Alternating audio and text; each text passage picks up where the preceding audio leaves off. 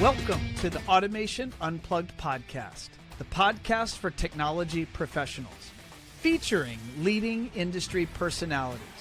I'm your host, Ron Callis. Let's get started. Hello there. Welcome to another episode of Automation Unplugged. I hope you're having a great time. If you're watching us on the day of our release, we release new shows for Automation Unplugged every Wednesday morning. Or maybe you're going to be watching days, weeks, or months. My goodness, maybe even years into the future. What is the future like right now? I don't know. Anyway, I'll stop that. I won't go down that line. I hope you're all doing well. It's still summertime, so you can tell I'm a little bit wacky. I hope you all are finding time to relax and spend some time with friends, with family. Hope you're all not working quite as much. I'd be lying if I said I wasn't working quite as much. My work life hasn't changed that much. But this episode, which is going to actually be dropping here in early August, is going to be dropping the same week as it's going to be work, but it's going to be fun work. And that is going to be the annual all staff event for One Firefly. So once a year, every year since 2016. And that was the year One Firefly went fully virtual as we closed our office in Hollywood, Florida. And we all started working from home offices. We've maintained an office. We have a public mailing address. We have one or two people that work out of that physical address, but the rest of our team all work from home offices.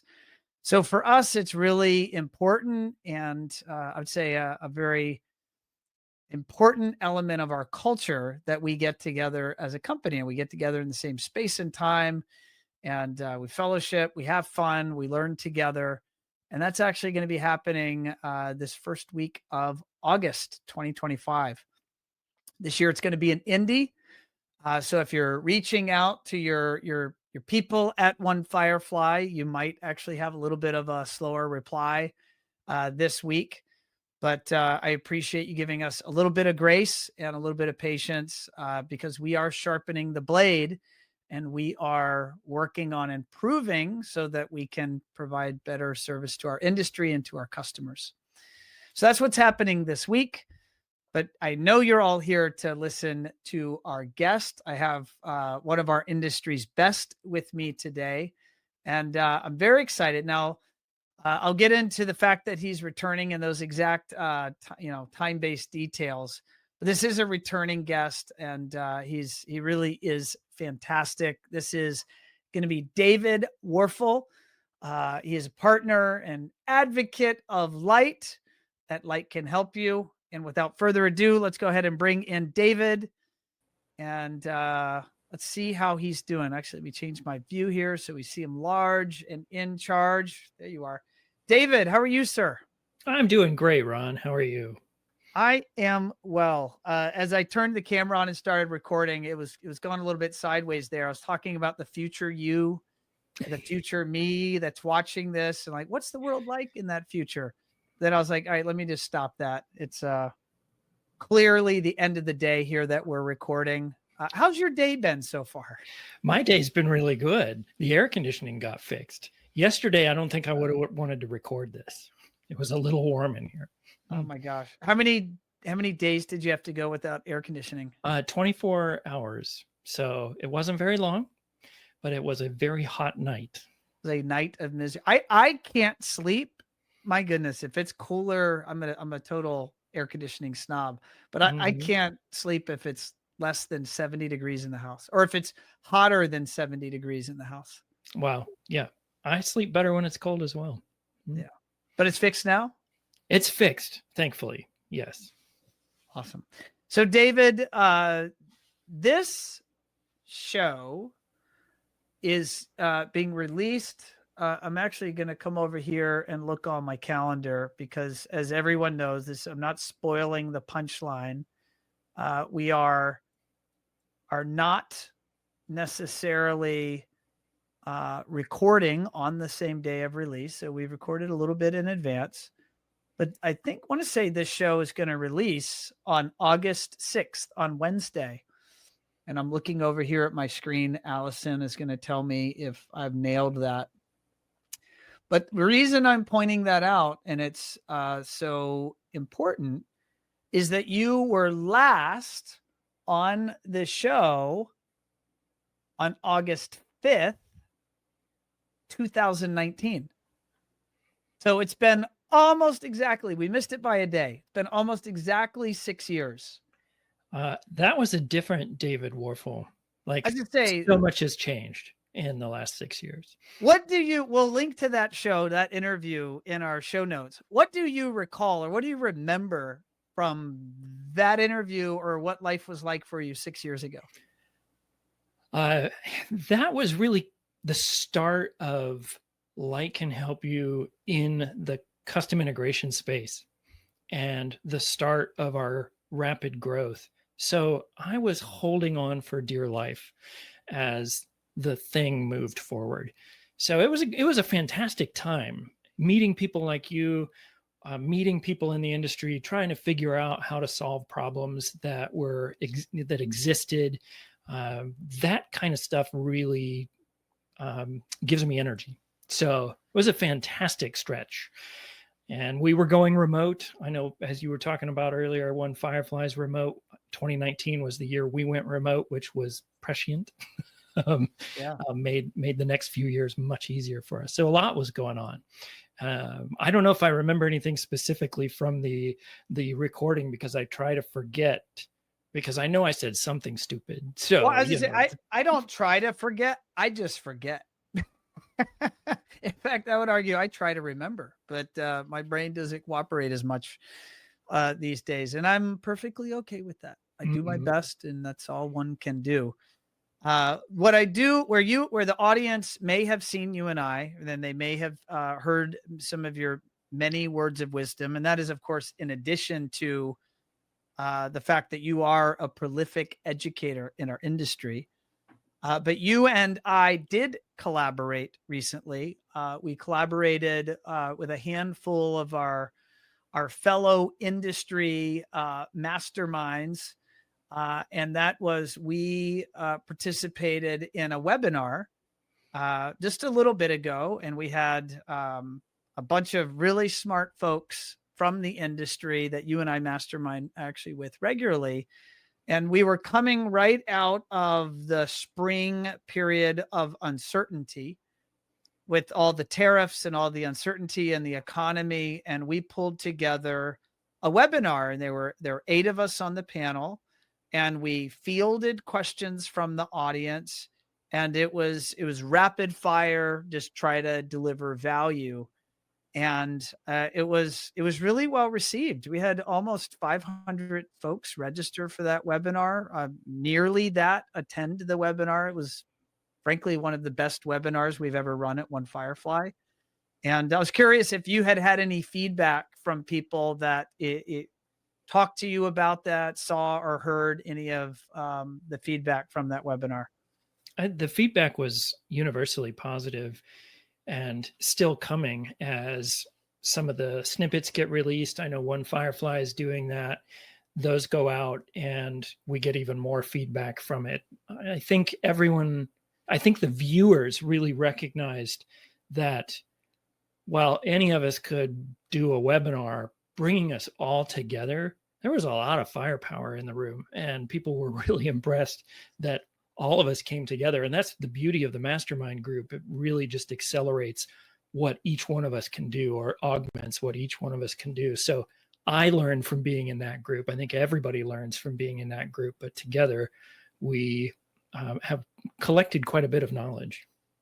Yeah, I'm going to give everyone a shout out. So I was on the panel. You were there. Matt Bernath from Vital, Joey from One Vision, Mark, also your partner there at Light Can Help You, Jason from I Am Saying, Josh from HTA, and Paul Starkey from Prep Tech.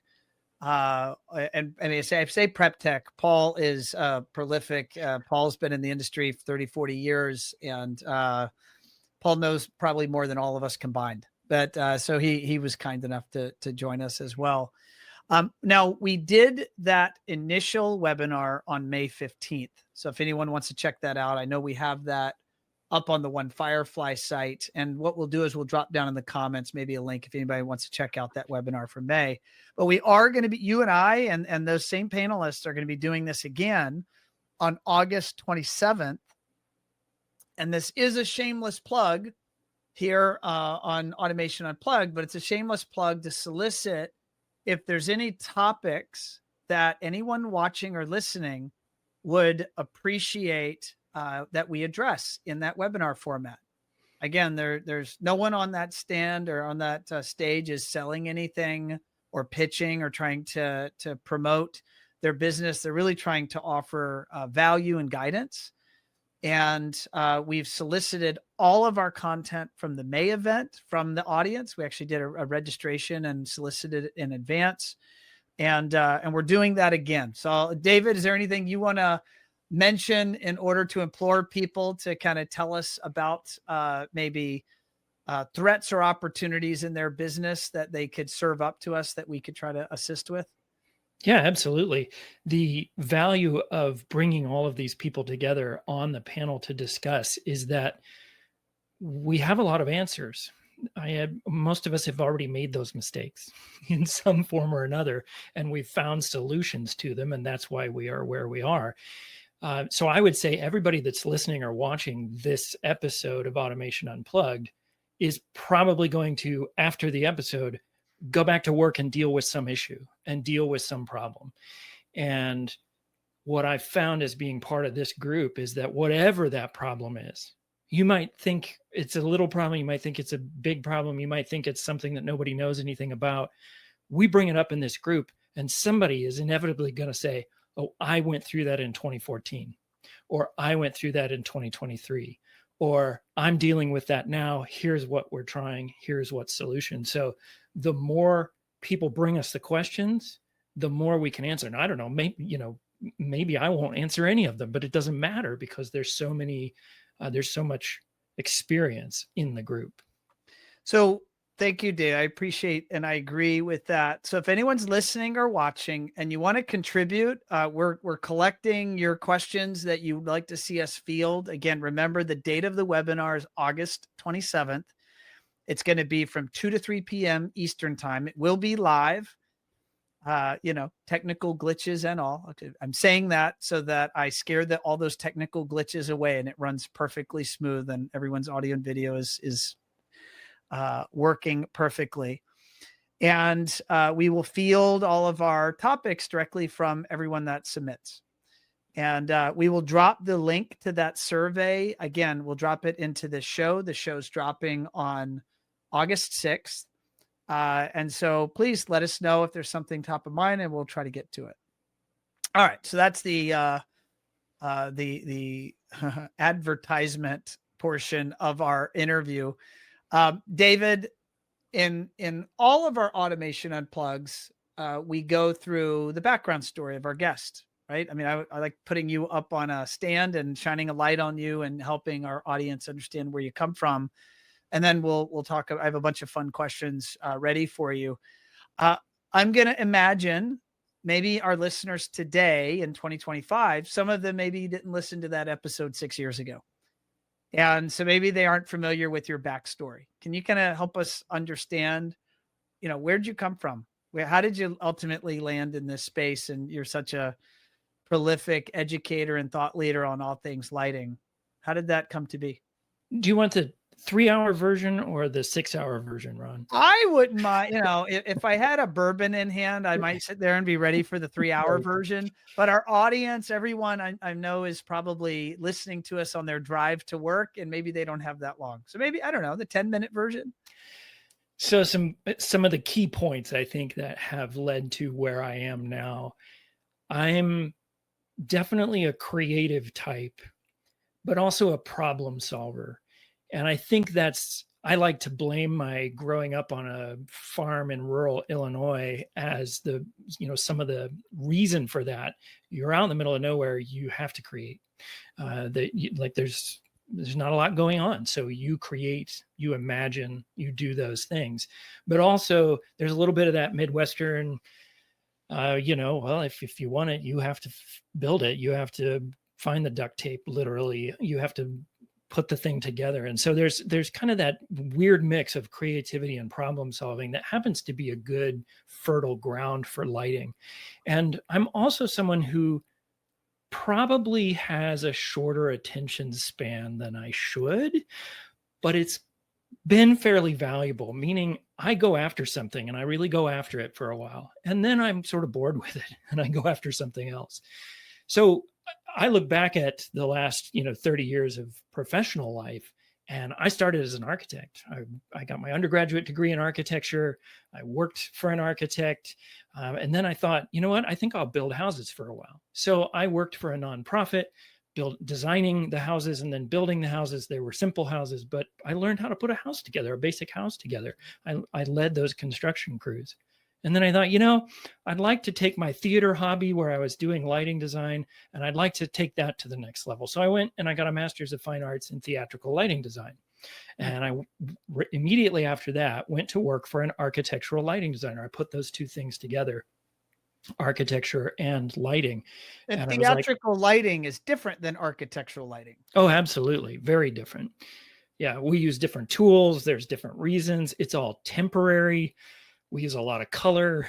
It's a completely different world. But what is the same between the two of those is that light has a power over humans. Light impacts the way we feel, the way things look, our health and wellness. It impacts every moment of our day. And in theater, you really learn how to manipulate it. You really learn how light works, and how it affects our emotions and those sorts of things. And you can apply that in architecture, but you have to learn a different language. You have to learn different tools. Everything in architecture stays there for a very long time. So it is a different world. But I put those together. And then after a while, working for an architectural lighting designer, I was doing mostly commercial work in the Chicago market, high rises, 1 million square feet of office, that kind of stuff, some museum exhibits, some fun stuff. I thought, I'm going to start my own business. And there was a teaching job open. And I thought, well, I taught some in grad school. I'll go do that because that'll give me the time I need to start my own business. So I jumped over into academia and jumped out 12 years later.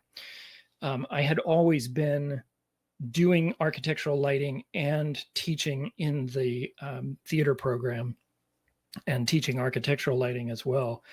And then 12 years later, I was like, okay, I'm done with academics. I was so burned out on academics. And I said, I'm done. I'm going to transfer all my weight to the other foot, which is the architectural lighting. And said, well, I guess I'll hang up my shingle and see what I can do. Looking back, it was probably the third or fourth business that I had started and incorporated. But I never thought of myself as an entrepreneur until the last, 6 or 7 years. But I certainly was doing it. And then a lot happened between then and now, between me deciding to start the business, which was in 2014. So over the last 10, 11 years, there's a lot of water under the bridge. And I just keep learning. And I think that's one of the things I love, Ron, is that every time I shift weight from one foot to the other, try a new thing, start a new venture, I have to learn a lot. And my brain loves that. I love sucking that information in and reorganizing it and figuring out how to make it work for me. So there's sort of the brief overview. No, I love that. I can relate to that so much. I've mentioned this, I think, before on the podcast, but I graduated from college in 2000, and I had this career, initially with manufacturers, then started Firefly. And around 2000, in the early 2010s, I started having pretty severe back issues, like to the point where I, was going to doctors and they started to want to, potentially do surgery. And I counseled with enough friends and people in my network that said, do that as a last resort. And so I found walking as a remedy, walking and stretching. Mm-hmm. And therein I discovered podcast. And for me, that was a rediscovery of learning. Sure. And I really can look at that. I can't remember exactly the year, but I'm going to say maybe 13, 14, 15, something like that. I found myself walking every morning for an hour or more. And then I discovered podcasts. Then I discovered the whole portfolio, the infinite rainbow of topics of podcasts that exist. And I had a reawakening. I mean, I found joy again in my ability to learn. I was learning about history and Roman history and Egyptian history and the Persian Empire and the Mongolian Empire. And then I was learning about marketing. And then I was learning about this topic and that topic. It was awesome. And now I can firmly say, with that rediscovery now 10 years later, learning and avid learning, it was like a light bulb that went off, like, oh my God, I'm so happy when I'm in this state of learning. Any entrepreneur listening knows, if you're going to be successful as an entrepreneur, you better be ready to eat your humble pie on a regular basis. And you better be ready to learn, because I don't want to say there isn't a manual to run a business. So that's where I'm going to pivot to you. Like, what is it like running a design firm? And what are some of those challenges maybe that you weren't expecting? But there's probably in our rule book, you just opened up and said, this is how to go run an agency serving integrators. Well, another strength or weakness of mine, depending on how you're looking at it, is that even if there was a book, I probably would have skipped reading it, because I want to create something. And sometimes that works well. Sometimes it doesn't work well. As an innovator, you create a lot of things, and some of them are just really bad ideas. Some of them are good ideas, and those are the ones that you focus on. But I think in terms of business, like, I wanted to do something different. There were some holes, some problems, and I think of myself as a problem solver more than anything else. And there were some problems, and I thought, you know what? If we do this a little differently, we may be able to solve some of these problems. And if we solve some of these problems, people will come to us for help. And that's ultimately the underlying, I think, factor that created Light Can Help You. But as a business person, as you just alluded to, Ron, I don't know what to use as a job title. And I don't know when people ask me in a cocktail hour, hey, what do you do? I stumble. I literally go, Even today, right now, August even 2025, today. you'll stumble. Yes. Because it's like, which day? What are you? Are you asking what I did today? Because that might have been differently than what I did yesterday. And next week I'm going to be doing this. And as the business grew from 0 to 16 people in a short amount of time, it seemed like, you run a business with one person, it's a thing. You run a business with 3 people, you got to learn a bunch. You run a business with 8 people, and there's more you have to learn. You run a business with 16 people, and you have to learn a whole nother thing. So I felt like I've had 5 jobs in the past 5 years, at least 5 jobs. And that's part of what I think makes it fun, but it's also exhausting, to be like, okay, when can I just chill out and relax? But I'm not a really chill out, relax kind of person. So. I'm not great at chilling out or relaxing either. So that's why we get along. So I can relate to that statement. I've sat through some of your classes, David, whether at CEDIA or at a ProSource event or at various buying group events, and you're a wonderful educator. Thank you. I'm curious, for you, on behalf of your business, do some people see you as an education arm for lighting, and do they in fact fully process or fathom that you're a design agency with services for hire? I'm just curious, like, when you're out there in the wild, because you're trying to grow your business, how do people perceive you?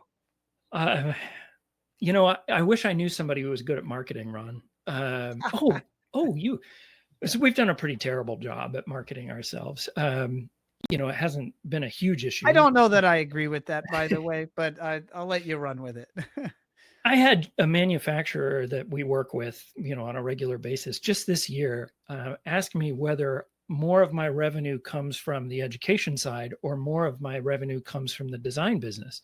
And I was like, seriously? Like, we don't actually make revenue on the education side. Like, that's not our business.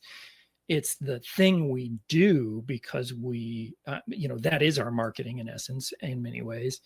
And it's something we're passionate about. But our business is designing lighting for homes. That's what our team does all day, every day. That's where we spend most of our time. And I think there are a fair amount of people out there that don't know that our business model is to, in essence, in similar ways to One Firefly, to say, oh, you're an integrator and you want top flight lighting talent, but don't have the money to hire 8 people. I got you. We can take care of that. And not only are we going to take care of that, but we're fundamentally different from other lighting designers in that we understand at a deeper level what the integrator's business is. So we're going to say, okay, what kind of fixtures can you sell? What kind of margin do you need on top of that? So when we make a budget for the client, our budget is sized enough that you can run a good business and sell those fixtures. Like, I don't want to sell the fixtures. I want my partners, our dealers, to sell those fixtures. And I think we haven't done a really good job of marketing all of what we do for dealers, all of the different components. And that's something I think we need to work on. No, that's fair. We all of our businesses, certainly mine included. I mean, we're all a work in progress, and it's a matter of this is actually one of the theme of I've mentioned in the opening. We're doing our all staff event the week that our interview is launching. We'll be in Indy at our all staff event, and one of our segments is around innovation, and particularly there's an exercise we're running our team through around business processes. Think of tasks and processes within the business. What should we start, stop, or continue or sustain doing? Mm-hmm. So in other words, what things should we start doing as a business or modify? What should we stop doing? A lot of us in business get in the habit of doing something the way we've always done it, and we need to stop it. Or what's working, sustain, what's working really well, and we should keep doing it because it's really driving the success of our business. That process of reinvention and analysis, for you, for me, and certainly for everyone listening, it's always a healthy exercise to not only have the leader, the CEO, the manager, but to try to ingrain that throughout the organizational structure, because then you get a business that's always evolving, and it has a chance to move forward and be a living, breathing entity versus a static entity. And that's what I'm hearing from you as you're describing your last 6 years, is it's just been a constant process of reinvention and refinement, which I would call perfectly normal. It certainly feels normal to me. Anytime something's been sitting there unchanged for a year and a half, even, I look at it and I think, well, our team has evolved. We've evolved. The industry has evolved. What's happened over the last 18 months? Let me look at that again, because I bet there's a better way to do it. And virtually every time there's a better way to do it. Nobody gets the perfect answer the first time, and nobody gets an answer that's going to be good forever. I mean, you look at the changes that have happened in the industry over the last 6 or 7 years. When I first spoke at a ProSource event, was the first event that I spoke at, people were asking each other, and someone reported this to me later. They were like, is this lighting thing real? This is not a thing, right? And you look at how many manufacturers are in the space now, how much of the conversation includes lighting as part of it. CEDIA, Lightapalooza, like it's a thing. It's a very different thing than it was 6 years ago. Oh, it's a thing. And I'm going to say that I think you're at the epicenter of that thing, your business. So what's your observation from that standpoint? And how's the industry doing? What are they doing well, and what are they not doing well? The industry as a whole, yeah, I'd give us a D. Okay. And the reason you are a professor, so you get to deliver grades. I'm going to grade. I'm going to give us a D. I'm going to be kind of harsh here. Obviously, there are some integrators who are A+. There are absolutely some integrators who are A+. But I think as an industry, we're leaving two things that there's two reasons why I give us a D. One is that there are literally billions being left on the table. That's not with an M. That was with a B. That was with a B. Every time I sit down and I estimate the potential of lighting in the custom integration channel, I realize my numbers have been too small, but we're failing to achieve that. And that's why I'm not giving everybody an A. We're not doing $1 billion in lighting fixtures in this industry. We could be. Like we absolutely could be. Because you have access to the customer. We have access to the customer. If we did lighting in all of the houses that all of the integrators touch, if we did lighting in all of them, it would be multiple billions, probably tens of billions. Yeah. So I think we're missing out. We still haven't captured all of the opportunity, or even I think a fraction of the opportunity. And so that's one of the reasons we're very much in the first innings of this. Oh yeah, 9-inning game. Yeah, we're still scratching the surface, as they say. And the other component of that, which really drives us, I mean, I'm driven by business as well, but the flip side of that is that there are 1.3 million new homes built every year. The custom integrator, that's a very small slice of those homes. And the ones that are being remodeled, it's a very small slice of them, of course, but thousands of homes that qualify for some support from a custom integrator. And what we're doing, besides leaving the money on the table, is we're in essence condemning those homeowners to crappy light, and it's negatively affecting their lives. So not only could we be taking their money, we could be helping them live better lives. And that part, I think we're also missing. And you tap into that, people are happy to pay for that. Yes. And we could make a real difference in people's lives. Tell me, I'm going to describe to you a way this was explained to me early in my career, 25 years ago or so, maybe by a sales leader. And we had gone out to a customer dinner. It was at Lutron. And we had gone out to a customer dinner, and it was a super great restaurant.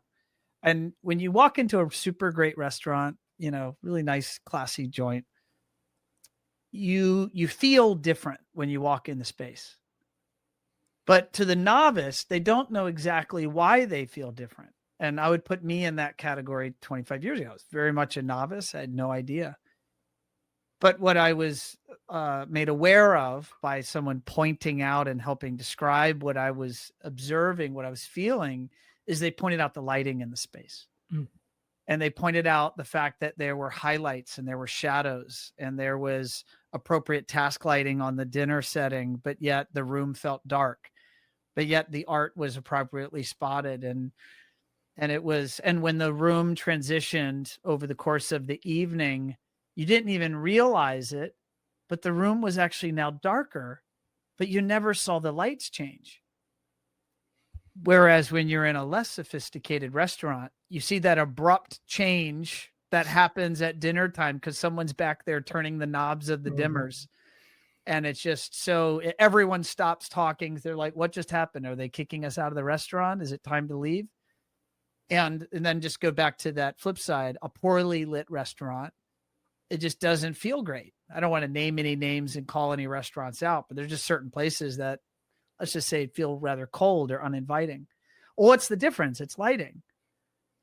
That applies to people's homes. I mean, from your experience, I don't know this. When a homeowner experiences a beautifully lit home, an integrator or a lighting designer, or maybe they've engaged you guys directly, however that's worked, they have a beautifully lit home. When they go and build another home, do they ever imagine building a new home without paying attention to the lighting? I don't think so. I think of it like air conditioning. Once you have it, you're not going back. Like once you experience what it does for you, you're not going back. And I think lighting is even more, more powerful, more fundamental than air conditioning. But the problem there, you said, Ron, is like once people experience it, people aren't experiencing it. Right. They really don't see it. You walk into 9 out of 10 integrator showrooms, and they might have really nice downlights, but they have really bad lighting. Because they're just lighting the floor. Like there's just a grid of downlights lighting the floor. Maybe there's, some tape light, but it takes some artistry as well as some technical know-how to do what you were describing in the restaurant, to manipulate the environment in such a way that we can say, hey, I want you to have more energy. Hey, I want you to have less energy. Hey, I want you to relax. Hey, I want you to jump up on your feet and clap and stomp. And, like these are all things that light can push people and augment and sort of accelerate people into those things if you know how to do it. And we're turning lights on and lights off, or we're doing lighting controls with high, medium, low, and they're literally high, medium, low, and it's bad lighting to begin with. And it's like, that's not a good experience. So I think most people will likely go through life without ever having experienced good lighting in a home. It's incredibly rare. So I learned about what I'm about to talk about a month or two ago, because you teased us in our group mastermind, and you said you had invented, you and your team had invented a little demo house that you were going to help your dealers enable them or empower them to have more informed conversations with their clients or prospects or members of the design community. But I didn't get to see it then. And you were kind enough, just before we started recording, you grabbed the artwork, and you can share it now. Let's see here. I think I can share it, but you did just provide it to me. So I'm going to put it on screen. Okay. And I want you to describe why you created this. I'm not going to flip through. I'll flip through it ultimately and have you describe what we're seeing and why this matters. But you just pointed out that so many integrators maybe aspire to make lighting a relevant portion of their business, but they aren't effectively demonstrating it in their showrooms. Either they aren't willing to, or they don't know how. Yeah. And let me say, like, to the integrator's defense, there's no reason they should know how. Like, no one has ever given them the opportunity to learn this. So they're putting their best foot forward, but they haven't had the chance to experience it themselves. How are they going to make that happen in their showroom? All right. So I'm gonna flip through. Tell me what we're seeing. So we call this Lightbox, and I would say for 20 years or so, I've been using models to teach lighting concepts. All the way back in the theater days, I had a whole lab that was dedicated to models and illuminating models, so that you could very easily create things without having to build a whole house. And when we started doing education at Lightapalooza, we do Shine, which is an 8-hour course.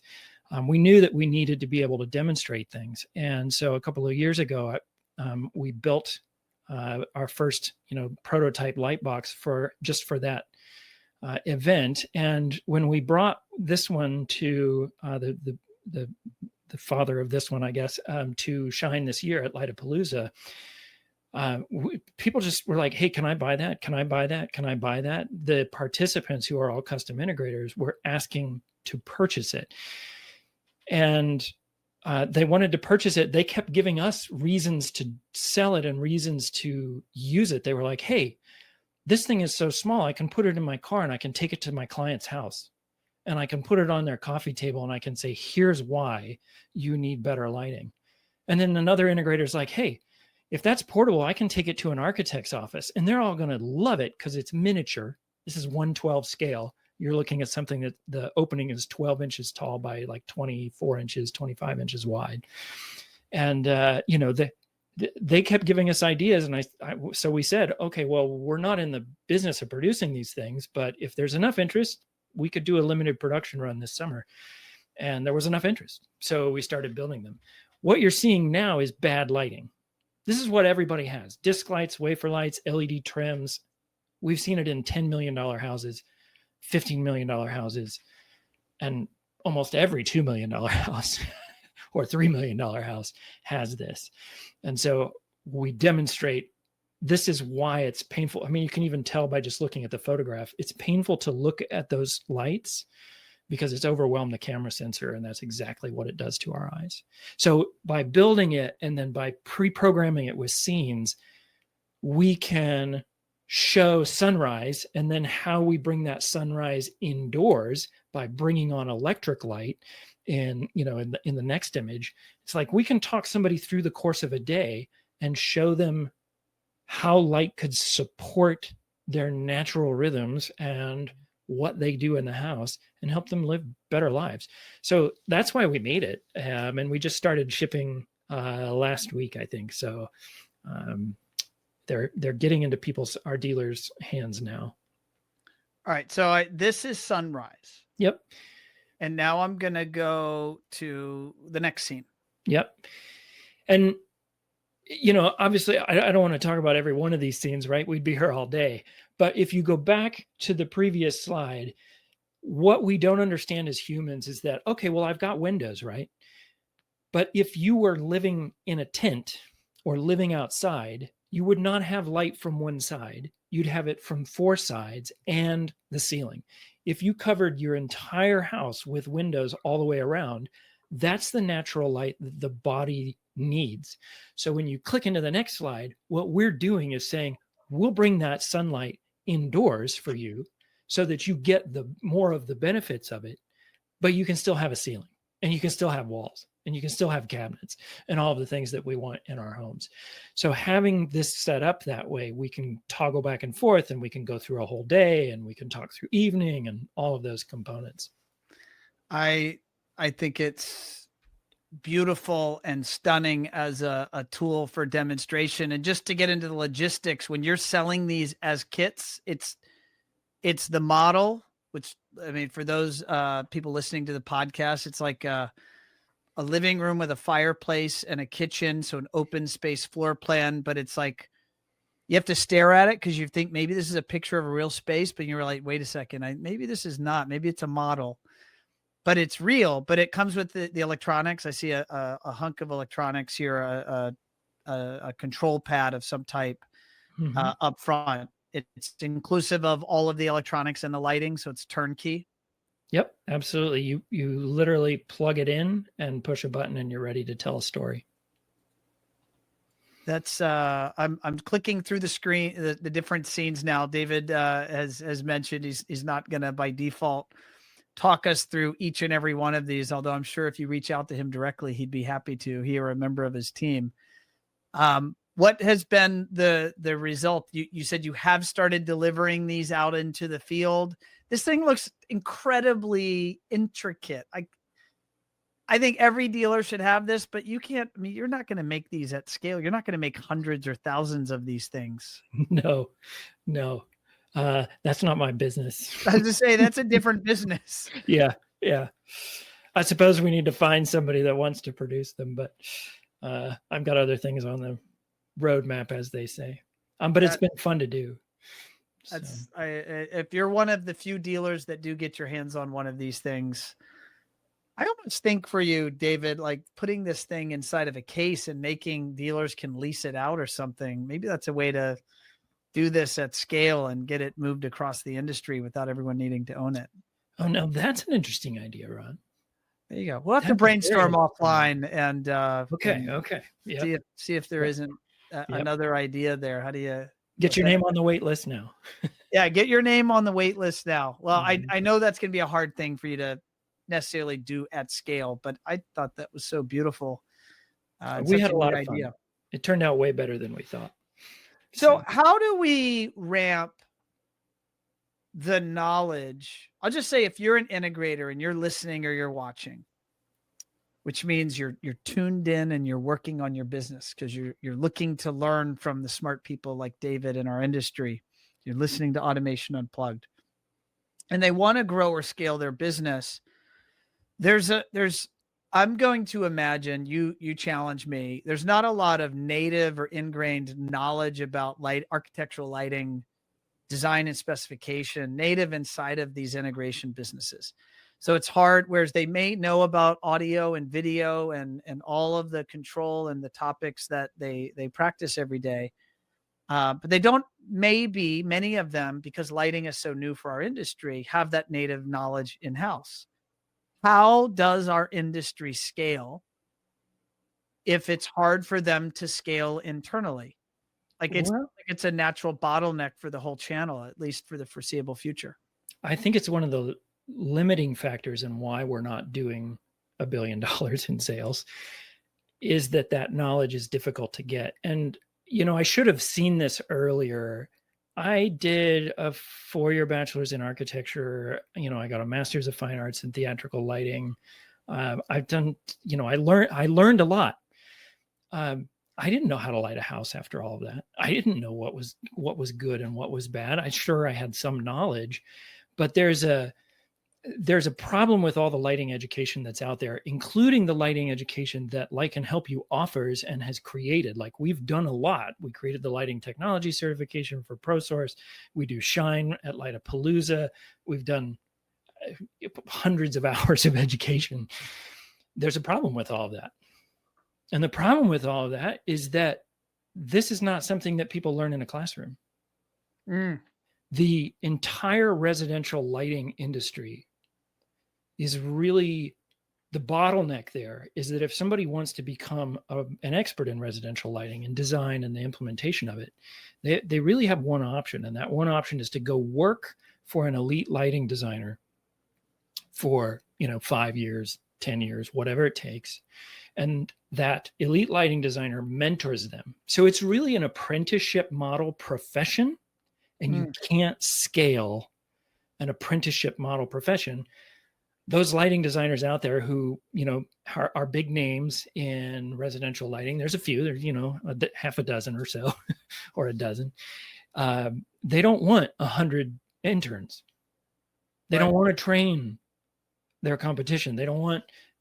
So there's really no way right now to get over the gap. So education gets you started, but you've got to leave the classroom behind and learn elsewhere. And, we talk to integrators all the time, and they're like, well, I hired an interior designer. They're going to be my lighting person. Who's going to teach them? There's nobody in your business that can teach them. You've probably got somebody who can teach them controls or, some of the mechanics of it. But who's going to teach them how to be a designer? There's no one to do it. Well, we'll send them to a class. Well, that's great, but that's not how this industry works. It's an apprenticeship model. So there has to be another solution to bridge that gap. And what is that solution? You've posed a really challenging problem without an obvious solution. Well, I did mention earlier. Yeah, I did mention earlier that I like to solve problems. Yeah. And I think once I identify the problem, it becomes much easier for me to generate solutions for it. So identifying that the bottleneck issue is that it is an apprenticeship model profession, and that education just physically can't get you there. No matter how many classes you take, it can't get you there. There's a gap there. And yes, we are working on a solution, and you should stop by our booth at CEDIA. I can't say anything right now, but it is a solution that leverages our company and the scalability that we've built and the process that we've built to train people, and more than train them, to mentor them to the next level and to support them as they grow in their own business to the next level. And that's just kind of a teaser. Well, it doesn't exist. This thing that is, to the best of my knowledge, doesn't exist anywhere. Right. It couldn't exist without our company getting to the size and scale that it is. I couldn't have done this 5 years ago. In other words, when it was just 2 or 3 of us, we had to get to a certain size where we had the talent pool and the knowledge pool and the skilled labor to be able to scale the next level. So you are at CEDIA. Mm-hmm. Do you, and I'm putting you on the spot here. If you don't know this, we'll put it in the show notes. Do you know your booth number at CEDIA? I don't know mine. 4024. There you go. I think. So, all right. Well, we'll put that down in the show notes for those that are listening. Check out show notes on the podcast. Nope, sorry, 4047. Oh, you got it. Okay. 4047. That I do. I did. 4047. That's your booth number. And are you teaching classes or courses? Is there anything that people either can go through CEDIA or go to you directly for any education? We're not teaching anything at CEDIA. Of course, we plan to be at Lightapalooza as always in January. And we have a number of online courses in a learning management system in a portal for our dealers. So our dealer partners have access to those courses. And then what level of engagement do they need to have? What can we talk about here at a high level, open to the public? What level of engagement? What makes them called a dealer of yours and thus qualifying for access to that LMS? Well, you could kind of think of us like a manufacturer. Not everybody can sell Macintosh. There's a group of dealers that can do it, and they have to qualify in some way. And there's a relationship built there between the dealer and the manufacturer. Yeah. We're the same way. If we're going to truly support the custom integrator in growing their business and advancing in lighting, we have to have a close enough partnership that we know what to do to support them, because they're all different. So I need to know you. I need to know what your goals are as in your business. I need to know what your market's like so that I can, our team can support you. So we have a dealer partner program. There's an application process and a review process, and there's a partnership buy-in. And you, like I said, you could almost think of us like a manufacturer in that sense. Okay. So when they've passed the test and you vetted each other to mutual vetting, then they're on board and they now have access to that information. I think that's great. I want to throw some rapid fire questions at you, David, here. I'm mindful of time. Your time's valuable. We are now at the middle of 2025. We did that webinar with the first half of the year. At least a piece of it was a little wobbly. When you look into the balance of 25 and you look into 26, what's your crystal ball say in terms of the marketplace? Any trends, economic trends, growth trends, or challenges that you see ahead? Ron, I took the crystal ball and I just smashed it on the floor with a hammer. This year has been, who knows? I would love to know, but I think the answer is you've got to stay flexible. And I think diversification is more important than ever before, because we don't know what the market's going to do. And, our business is reliant on people feeling confident that they have a couple $1 million to spend on their house. And even if they've got plenty of money, if they lack that confidence, they won't splurge on what they think are extras. Even though they can afford it, they can totally afford it. They're not ready to pull the trigger. Absolutely. But they're gonna make the sound financial choice of limiting those things, and that turns on a dime and is flipped back and forth like 5 times this year. So I'm not going to predict the future. That's fair. That's fair. You don't have to answer. Your non-answer is the answer, and I fully accept that. All right, next one. What do you say to the integrators that would push back on the category of lighting and say the fixtures or the hardware sales are too low margin compared to maybe the other categories that they might be selling, and therefore it's not worth their time or money to go and figure out lighting? I think there will be a few businesses that survive that don't do lighting. Because there's always going to be those super special niche AV audio, something, there's always going to be an audience for that, but it's going to be a small audience. But every integrator that I talk to that is growing rapidly because of lighting. So, it's sort of like, I suppose there are still people out there that do car stereo, but how many and where do you find them? I think in some ways there are going to be businesses that are in business now that they're out of business already. If they're not moving forward, they will become obsolete. People are. Is it a true statement that lighting is a lower margin than, is that just objectively true or false? Lower margin in the pieces and parts than, say, other categories they typically deal with? It can be, but there are, 40 to 50 point margins on a decent amount of product. And we encourage our dealers to put 40 points on everything. That's sort of our default. But we have dealers that put more. So is it in some cases, lighting is a little more work. It's a little harder work, but you can also monetize the project management that you do. You can, there are other components of that you can monetize. So it can be a good business. If you're just selling a widget, it's not a good business because you're competing with somebody on price in that case. If you're selling a full solution, a designed, implemented solution, then the price of the fixture is less relevant. Okay. If a dealer sells a pair of speakers, it's a SKU. If you sell a lighting fixture, there could be a lot of SKUs. I don't even know all the right buzzwords, but I know there's trim rings and there's thises and that's. And I sat through one of Tom Doherty's project management classes out of curiosity at Lightapalooza. And I'm not going to lie.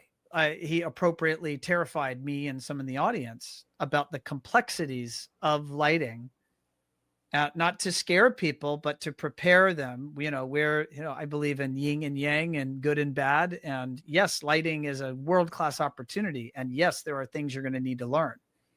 And one of those things to learn was around how to handle the complexities of the pieces and parts with most specifications, and then the change orders related to that. So just like that could be scary or intimidating to a business operator that isn't used to managing that. So I know I didn't leave you a lot of time to kind of field that hairy question, but what sort of counsel could you give to any business owner listening to say that it's worth figuring out? Well, let me give you the corporate answer, and then I'll give you the real answer. And the corporate answer is, of course, well, that's why you partner with Light Can Help You, because that's what our team does all day, every day, is that kind of stuff. But the other answer to that, I think, is that yes, there are an incredible number of SKUs. You can easily get 40, 50, 60,000 from a single manufacturer, individual SKUs. But I think lighting is like everything else. If you take all of the speakers out there, how many SKUs of speakers are there if you add up all the different manufacturers? No dealer has 27 speaker lines. They've got 3 or 4, or whatever it is that they need. And in lighting, like, we specify the same 10 fixtures over and over and over and over again. And we might be changing the trim or something, a little bit here and there, but we specify a lot of the same fixtures. Now we have to know what that is, and we have to keep up with the technology, and we have to make sure that it's the right one. But it's not that hard. This is not rocket science. I think that people can learn it. You take DMX, for example, which is a control language. The first integrator I said, hey, we're going to do DMX on this so we can do color changing. He was like, yeah, I don't want to do that. That's complicated. I have to figure that out. Well, I forced him to do it because he wanted to do color. Now he does everything DMX, the whole house. He's like, I want everything. He does the whole house DMX. Wow. Integrators are smart people. That's what I love about this industry, is that they understand how to make things work and how things go together. So yeah, it's intimidating at first. They're capable of it. Got it. Well, we're gonna close on that. Your vote of confidence for the integrator. I give them that same vote. David, folks that want to get in touch with you, how do they do it? Yeah, our email is easy. It's david@lightcanhelpyou.com. You can also reach out to my partner, Mark, at lightcanhelpyou.com.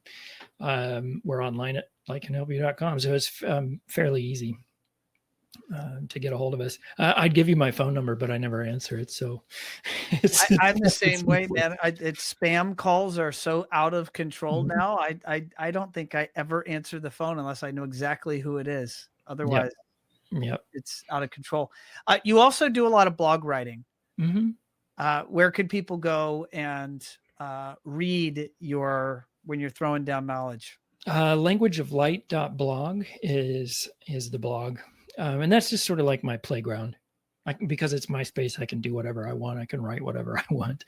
And it's a place that I use to help figure things out. So each blog post, in essence, begins with, okay, how am I going to solve that? let's work. Cool. Let me What's your work through it. frequency? What is there a cadence where content is being put up on that blog? Yeah. After a slow 2024, I'm back to about once a week. Okay. Beautiful. Well, David, I want to thank you, man. We're going to make it not 6 years again before you come back on, but I want to thank you for joining myself and the audience for this episode of AU. It was great having you on. Ron, it's always a pleasure. You're a great conversationalist, and I enjoy every chance we get to interact. So thanks for having me on. I appreciate it. Thanks, buddy. Appreciate you.